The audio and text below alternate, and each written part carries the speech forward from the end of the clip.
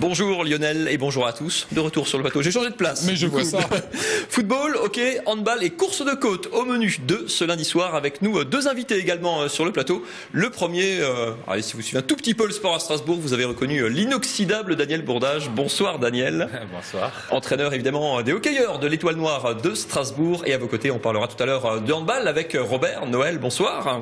Bonsoir. Vous êtes le président de l'ESAP, c'est l'entente Strasbourg-Schiltigheim, le nouveau venu dans le paysage du haut niveau du handball alsacien, puisque votre club a été promu cet été de National 1 en Pro D2 et vous commencez votre saison, vous aussi, par un derby explosif, sûrement contre Mulhouse ce samedi soir. On va revenir, allez, juste pour le plaisir, petite page football sur le derby de ce week-end. C'était bien sûr à Colmar, le match entre Colmar et le Racing. C'était la 5e journée de National, 0-0 à la pause. Le Racing ouvre la marque sur ce corner de Liénard et la tête de Marquez.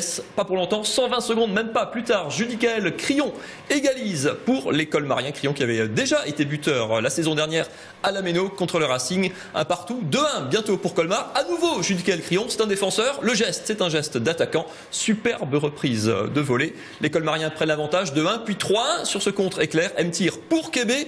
On pense que le match est dit. Il reste moins de 20 minutes à jouer. À ce moment-là, les Strasbourgeois sont à 10 contre 11 en infériorité numérique. Marquez sur la barre. La reprise, c'est pour la réduction de score pour le 3-2 et dans les toutes dernières minutes, cette ouverture pour Alassane Ndiaye, une patate sous la barre pour égaliser au bout du suspense. 3 partout entre les deux équipes alsaciennes. Les SR Colmar partagent désormais la première place avec le Paris FC. Le Colmar qui sera en déplacement à Avranches. Le Racing est à 2 petits points de la tête du championnat. Les Strasbourgeois qui reçoivent Marseille. Alors pas l'OM, on s'emballe pas, c'est jamais que du national, c'est Marseille Consola, le promu, qui sera à la Méno ce vendredi soir. On va se calmer un petit peu, on va parler de hockey sur glace. Daniel Bourdage, vous, les footballeurs, c'était la 5e journée, vous reprenez cette semaine, match de Coupe de la Ligue, demain mardi, ça sera à Épinal, la première à domicile, Lyon, le promu, là aussi sera chez vous, sur votre glace de l'Iceberg, samedi 17h30. J'ai regardé la saison dernière, éliminé au premier tour des playoffs, c'était en quart de finale contre Villars, c'était fin février, ça fait donc plus de 6 mois que vous attendez, que vous rangez votre frein. Il y a beaucoup d'impatience, j'imagine, avant d'attaquer une nouvelle saison. Beaucoup d'impatience, effectivement, mais on est rendu à quelques jours près maintenant, donc on est prêt. Il y a eu beaucoup de mouvements à l'Étoile Noire cet été. Il y a eu 9 départs, 8 arrivées, je crois, si j'ai bien compté. Il y avait la volonté de remettre un petit peu de sang neuf dans cet effectif, de renouveler véritablement cette équipe. Oui, disons que vous avez sûrement remarqué, c'est surtout au niveau des arrières qu'on a fait des modifications. On évolue sur une très grande glace, une des plus grandes du championnat, donc c'était important d'avoir des défenseurs peut-être un peu plus mobiles pour pouvoir transporter le palais sur notre grande glace et faciliter les sorties de zone. On avait un petit problème à ce niveau-là. Voilà, Mathieu le disait, beaucoup de changements dans l'équipe. Quand on a été vice-champion en 2011 et qu'on aborde une nouvelle saison, on a quels objectifs ? Disons que c'est certain que d'avoir été vice-champion il y a quelques années nous a donné le goût d'y retourner. On a toujours bien fait, je crois, en play-off, sauf peut-être la saison dernière où on s'attendait à mieux. Mais comme vous savez, c'est des matchs, beaucoup de nos matchs de la saison dernière se sont terminés en prolongation, même au penalty. Donc ça aurait pu tourner d'un côté comme de l'autre, comme beaucoup de matchs en play-off. Même la série où on avait gagné quand même en prolongation et en penalty. Donc des fois c'est pour nous, des fois c'est pour eux. Pour le championnat, je pense que ce serait réalisable de pouvoir terminer parmi les 8 premiers. Pour être mieux classé en play-off aussi, ça donne quelques garanties, enfin pas de garanties, mais ça donne un peu plus de confort a priori en play-off. Toujours plus agréable de commencer et de jouer à domicile, effectivement.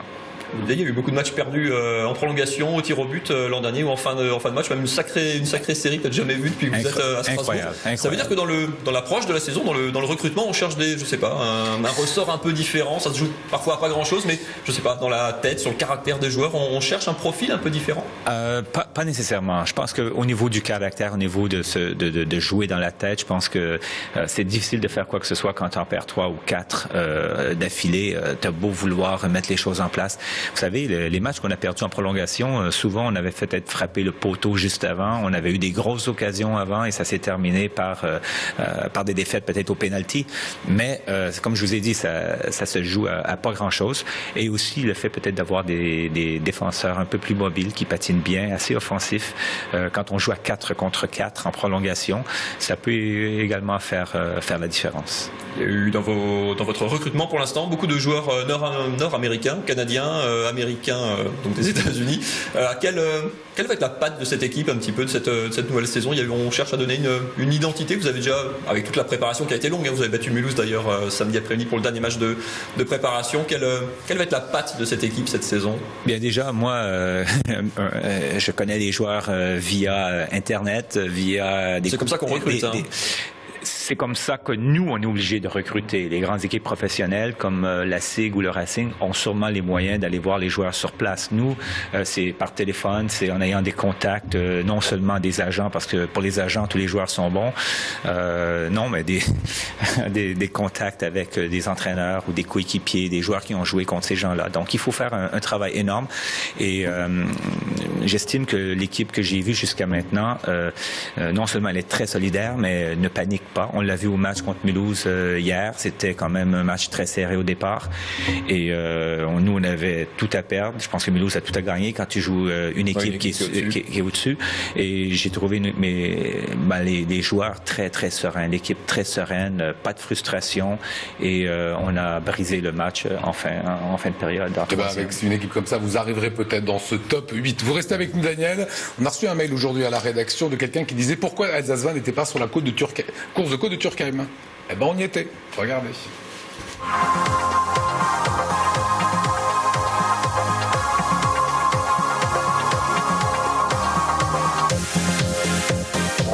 Des pilotes, des voitures modernes, puissantes, mais aussi des plus anciennes. C'est à l'occasion de la 58e édition de la course de côte de Turckheim que les amoureux du sport auto se sont rassemblés ce week-end. On a la chance d'avoir un des plus beaux parcours de tout le championnat, d'une part par son emplacement dans le vignoble, un coup de la forêt, un coup de la vigne, et particulièrement son parcours sinueux qui est très très difficile à retenir. Et la cerise sur le gâteau, c'est la longueur du parcours qui fait pratiquement 6 km. La course de côte de Turckheim, c'est donc seulement 6 km de tracé pour atteindre la station des Trois Épis. Un parcours que les meilleurs bouclent en moins de 3 minutes, en passant souvent la barre des 200 km à l'heure.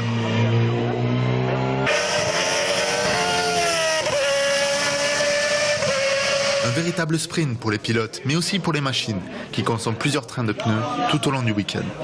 La course de côte, en général, c'est un plaisir. C'est une course où il y a beaucoup de monde, il y a une bonne ambiance au sein des pilotes. Et c'est un grand plaisir. C'est la dernière course de l'année sur ce championnat de France. Une fois de plus, la course de côte de Turckheim a attiré la foule.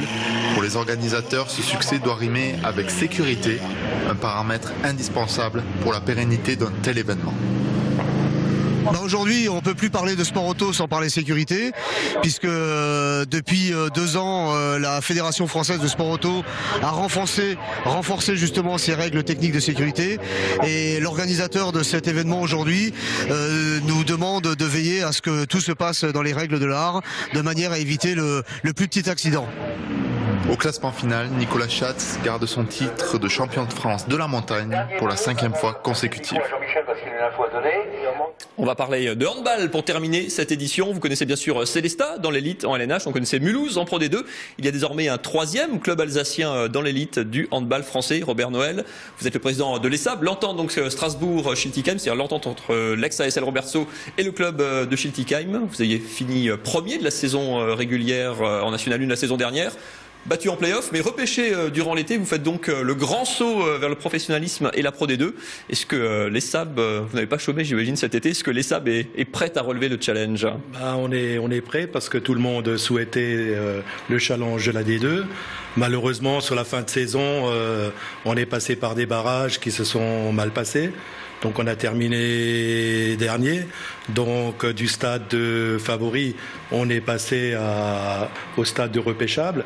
Et donc là, c'était long à se décider au niveau de la fédération. Et on a eu notre réponse que le 4 juillet.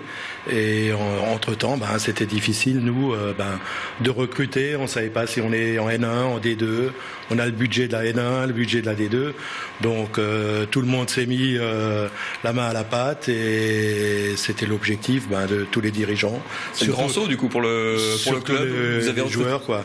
Vous avez recruté local d'ailleurs, puisqu'on retrouvera sous votre maillot Florian Fessler, qu'on a vu à Mulhouse, Arnaud Freppel, qui était une des figures emblématiques du handball à Célestat ces dernières années. C'est presque des valeurs sûres, ça. On a surtout recruté des joueurs qui ont déjà évolué à ce niveau. Donc on a également recruté Ostarsevich, qui était il y a quelques années la pièce maîtresse de Célestat et qui vient de D1. Donc là on a une équipe avec 7 nouveaux joueurs qui ont le niveau de la D2. Maintenant, le recrutement, c'est une chose. Il faut que la mayonnaise, elle prenne. Et ça, c'est pas toujours évident dans ce laps de temps de fonder un groupe et compétitif, quoi. Il y aura un premier verdict très très rapidement parce que vous recevez Mulhouse, le deuxième club alsacien de la division, pour une première journée explosive au Valtteri samedi. C'est la meilleure manière de rentrer à la limite dans ce championnat. Là, c'est comme vous le dites, c'est le grand derby. C'est deux équipes qui se connaissent bien puisqu'on se rencontre depuis des années en match de préparation, etc.